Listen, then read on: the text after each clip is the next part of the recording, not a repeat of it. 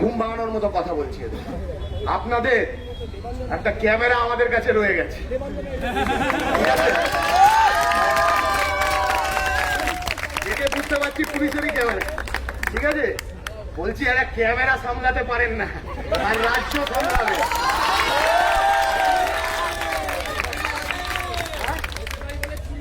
হ্যাঁ, এসএফআই বলে এটা পেয়ে গেলেন। যাদবপুর থানার সামনে যে ব্যারিকেডটা করেছিলেন, ওখান থেকে ক্যামেরা ফ্যামেরা গেলে কিন্তু ফুল সটকে যাবে, একটাও পাবেন না, ঠিক আছে? হ্যাঁ, ফেরত দিন। সেদিন যার ক্যামেরা সে নিয়ে নেবেন, আর এরপর থেকে ক্যামেরা যত্নে রাখুন।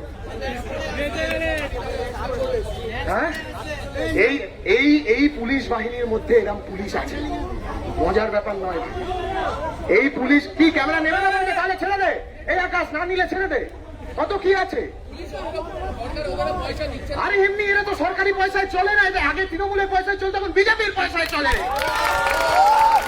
পুলিশের অসভ্যতা বাংলার মাটিতে নতুন কিছু নয়।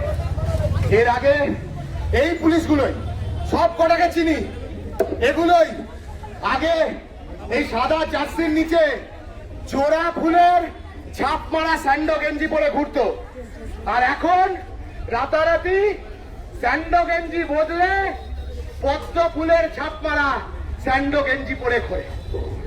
কালকে রাতে নাকে তেল দিয়ে ঘুমোচ্ছিল এখানকার যাদবপুরের বিজেপির বিধায়িকা, থানাতে কয়েক স্ট্রিপ স্লিপিং পিল ঘুমের ওষুধ পাঠিয়ে দিয়েছিল। সেই ঘুমের ওষুধ খেয়ে শান্তিতে নাকে তেল দিয়ে ঘুমোচ্ছিল, যাতে সেই সুযোগে বিজেপি, আরএসএস, এবিভিপির গুন্ডারা যাদবপুর বিশ্ববিদ্যালয়কে তছনছ করতে পারে, তাণ্ডব করতে পারে, বিশ্ববিদ্যালয়ের ভেতরের ছাত্রছাত্রীদেরকে খুন করতে পারে। পুড়িয়ে মারতে চেয়েছিল যাদবপুর বিশ্ববিদ্যালয়ের ছাত্রছাত্রীদেরকে।